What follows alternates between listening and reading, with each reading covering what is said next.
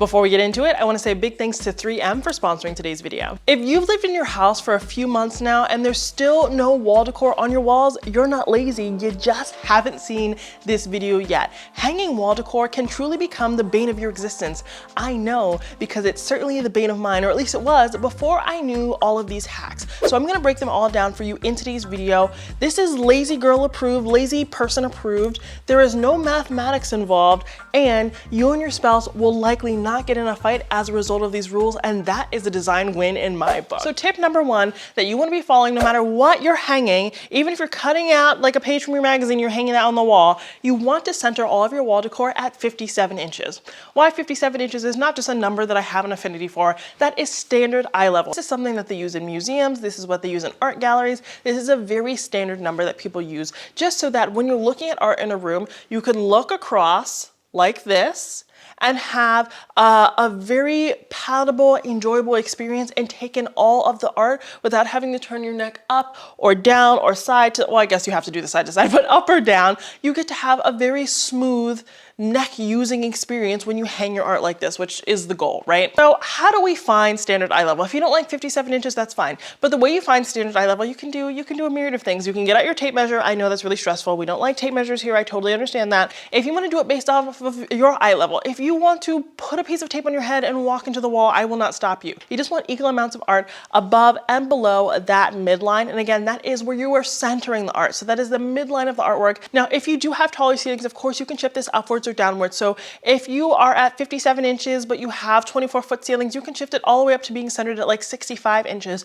But we generally don't want to go higher than that, again, because when the artwork is too high, we cannot enjoy it. Tip number two, when it comes to hanging wall decor in your home, is to realize that you can hang heavy wall decor. A lot of the times I find that people settle for like really flimsy, lightweight artwork because they feel like they can't hang the things they love. So they'll pass up on the beautiful mirror or the wall hanging or the sculpture or that really textured piece of art that for some reason weighs 45 pounds, even though it's just on a canvas. You can have all of that. All you need to be able to hang that though is a 3M Claw drywall heavyweight picture hanger. And I do want to say thanks again to 3M for sponsoring today's video. So the 3M Claw drywall picture hangers can hold up to 65 pounds and they are made out of hardened steel. These are truly revolutionary, and the second that I started using 3M Claw drywall heavyweight picture hangers was the day that I started to truly start enjoying artwork in my home. There are 15 pound, 25 pound, 45 pound, and 65 pound 3M Claw drywall heavyweight picture hangers,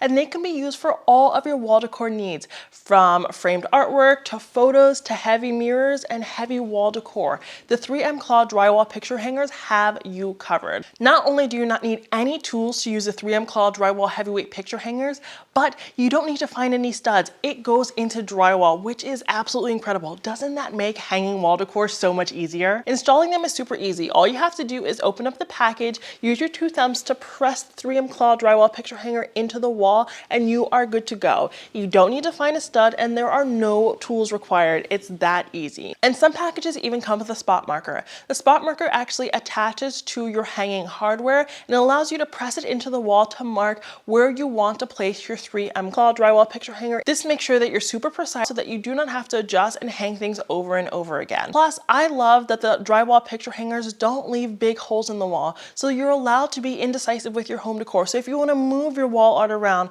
or move your sculpture around, you can do so and stay creative in your space. And you can see today I used the 45 pound and the 65 pound drywall picture hanger, and I was able to hang these two items in a matter of minutes because it really is that simple. To try the 3M Claw drywall heavyweight picture hangers, click the link in my description box. Now that we know how to hang heavy wall decor, let's talk about precision when it comes to hanging wall art. So like I said, we hate tape measures here. We want to avoid them when possible. So I want to show you two tricks. One can be done with toothpaste and one can be done with tape, and they're really truly the same thing. So if you're hanging something really heavy and you've picked up a 3M Claw drywall picture hanger that comes with a spot marker, you don't need to do this because the spot marker has you covered. Here's what I want you to do. You are going to get some tape and you're going to put it on the hanging hardware of your frame, your wall decor, whatever. And you want to make that piece of tape double-sided. double-sided, so you want to wrap it on itself. It's really, really easy. You did this to hang wall art or posters in your room when you were a teenager, I promise. And you want to make sure that that tape is virtually the same size as that hanging hardware, and all you want to do is put the tape on that frame and then press the frame into the wall where you'd like it to go. What I like to do, again, because we're doing standard eye level, hold the artwork up just about where my eye level is and press it into the wall to make sure that I'm hanging it around the right area. That is all. That is all you need to do. Then the tape will be left over on the wall and it will show you exactly where you want to put the holes in the wall. If you're using a Command brand product, if you're using a 3M product, if you're using nails in your wall, and so forth. Now the same hack can be done with toothpaste, so it really is all about what you have on hand. When I'm doing tape, I only like to do this with painter's tape because otherwise sometimes the tape can pull off your paint, and that is a whole other issue that we do not want to deal with. So if you want to do this with toothpaste, you can do this as well. Again, you're just going to place the toothpaste where the hanging hardware is and push it into the wall. Then you know exactly where you want to put your product that you're going to use for hanging and move from there. Now what I will say is that you always want to wipe off the toothpaste because the toothpaste over time will melt as the temperatures change. And one day you'll see this drip coming down your wall and you're like, why is my wall crying? It is not crying. You just brushed its teeth and didn't rinse. Now you may not know this and you may know this and you may be like, oh, Kiva, I'm better than this. I already know this. Well, that's amazing. I love that for you. But for those of you who do not know, there is a level on your phone. No matter what you are hanging, no matter what room you are in, no matter what it is, you need to make sure that what you're doing is level.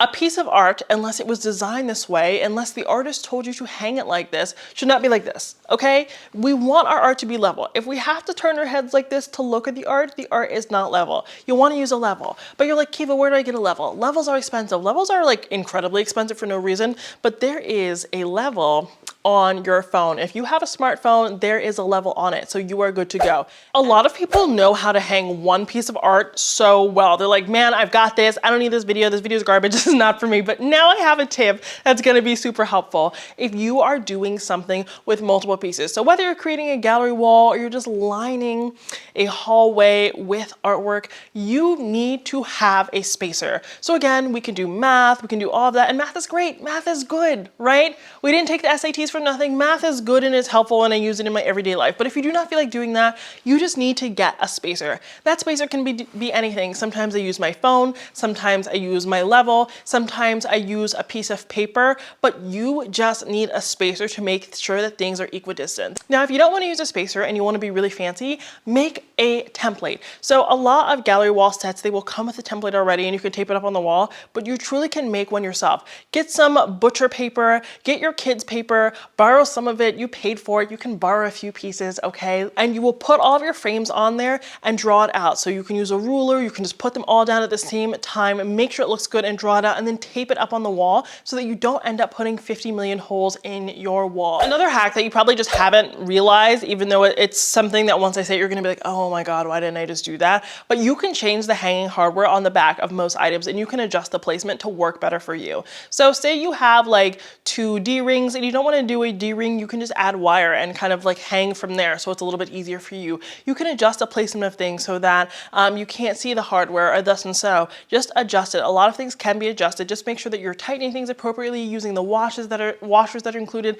and so forth. But you can change the hardware to make it easier for you. You do not have to fight against your wall decor and your artwork. You can make it work with you. You can work together. Now let's talk a little bit more about art and wall decor placement because this is super, super helpful. So whenever you're hanging something above a piece of furniture or something like that, you want it to be nested, which means you don't want it like 20 feet away from your bed. If you have art above your bed, you want it to kind of work together. You want it to be harmonious because it's telling a story as a unit.